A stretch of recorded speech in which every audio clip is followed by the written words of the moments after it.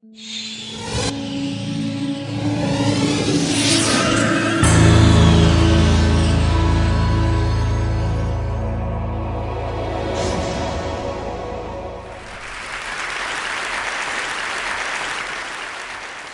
the next few minutes, we're going to talk about energy, and it's going to be a bit of a varied talk. I'll try to spin a story about energy, and oil's a convenient starting place. The talk will be broadly about energy, but oil's a good place to start.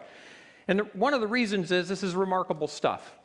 You take about 8 or so carbon atoms, about 20 hydrogen atoms, you put them together at exactly the right way, and you get this marvelous liquid. Very energy dense and very easy to refine into a number of very useful products and fuels. It's great stuff.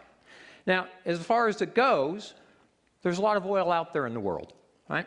Here's my little pocket map of where it's all located. A bigger one for you to look at. But this is it. This is the oil in the world. Geologists have a pretty good idea of where the oil is. This is about 100 trillion gallons of crude oil still to be developed and produced in the world today.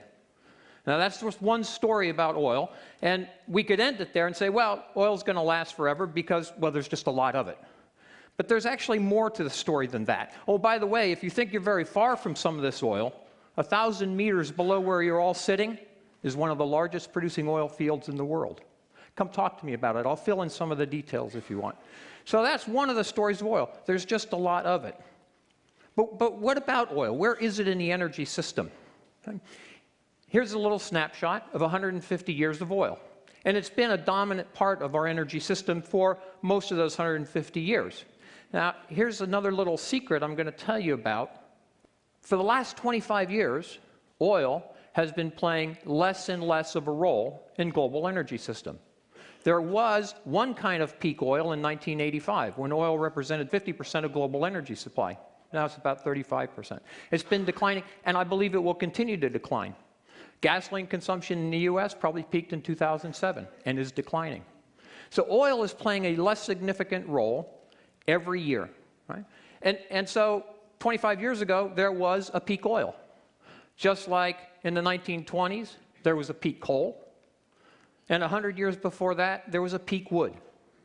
This is a very important picture of the evolution of energy systems. And what's been taking up the slack in the last few decades? Well, a lot of natural gas and a little bit of nuclear, for starters.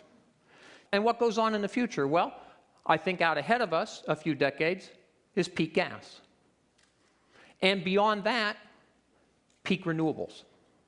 Now, I'll tell you another little very important story about this picture. Now, I'm not pretending that energy use in total isn't increasing. It is. That's another part of the story. Come talk to me about it. We'll fill in some of the details. But there's a very important message here. This is 200 years of history. And for 200 years, we've been systematically decarbonizing our energy system. Energy systems of the world becoming progressively, year on year, decade on decade, century on century, becoming less carbon intense. And that continues into the future with the renewables that we're developing today, reaching maybe 30% of primary energy by mid-century. Now, that might be the end of the story. Okay, we just replace it all with conventional renewables. But I think actually there's more to the story than that. And to tell the next part of the story, and this is looking out, say, 2100 and beyond. What is the future of truly sustainable carbon-free energy? Well, we have to take a little excursion. And we'll start in Central Texas. Here's a piece of limestone. Picked it up outside of Marble Falls, Texas. It's about 400 million years old, and it's just limestone, nothing really special about it. Now, here's a piece of chalk. I picked this up at MIT. It's a little younger, and it's different than this limestone. You can see that. You wouldn't build a building out of this stuff, and you wouldn't try to give a lecture and write on the chalkboard with this. Yeah, it's very different. No, it's not different. It's not different. It's the same stuff. Calcium carbonate, calcium carbonate. What's different is how the molecules are put together. Now, if you think that's kind of neat, the story gets really neat right now. Off the coast of California comes this. It's an abalone shell. Now, millions of abalone every year make this shell. Oh, by the way, just in case you weren't already guessing, it's calcium carbonate. It's the same stuff as this and the same stuff as this. But it's not the same stuff, it's different. It's thousands of times, maybe 3,000 times tougher than this. And why? Because the lowly abalone is able to lay down the calcium carbonate crystals in layers, making this beautiful iridescent mother of pearl. Very specialized material that the abalone self-assembles, millions of abalone all the time, every day, every year. This is pretty incredible stuff. All the same, what's different? How the molecules are put together. Now, what does this have to do with energy? Here's a piece of coal. And I'll suggest that this coal is about as exciting as this chalk. Now, whether we're talking about fuels or energy carriers or perhaps novel materials for batteries or fuel cells, nature hasn't ever built those perfect materials yet because nature didn't need to. Nature didn't need to because, unlike the abalone shell, the survival of a species didn't depend on building those materials until maybe now, when it might just matter. So, when we think about the future of energy, imagine what would it be like if instead of this, we could build the energy equivalent of this, just by rearranging the molecules differently. And so that is my story. The oil will never run out. It's not because we have a lot of it. It's not because we're going to build a bajillion windmills. It's because, well, thousands of years ago, people invented ideas. They had ideas, innovations, technology, and the Stone Age ended.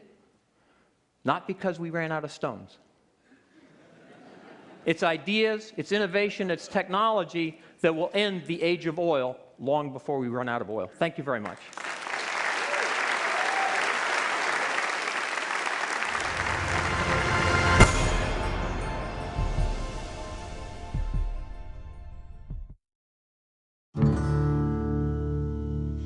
When I was 16, I found this motorcycle. It was a dilapidated piece of junk that wasn't going, but I realised how special it was. Restoration of this motorcycle has taught me to improvise with mechanical things. My name is Mark Lessek. I live in Hobart, Tasmania. I'm Director of Dynamic Welding and Engineering. It's a pretty cool place. We do machine shop work. We do aluminium welding. 7 years ago, I had an accident and lost the best part of my arm. I got a prosthetic on my own insurance. It didn't work. It was very unreliable. It wasn't fixed to my body and flopped about. It simply wasn't up to the job. I thought, if you can fix your own motorcycle, why can't you fix a prosthetic? So I did a search to find out as much information as possible and came across the Cairns artificial arm. This is an antique arm from the early 1900s, and in its time, it was so mechanically advanced. With patent search on Google, I was able to find every single Cairns patent online. So I set about trying to reverse engineer it. The arm itself has many good features.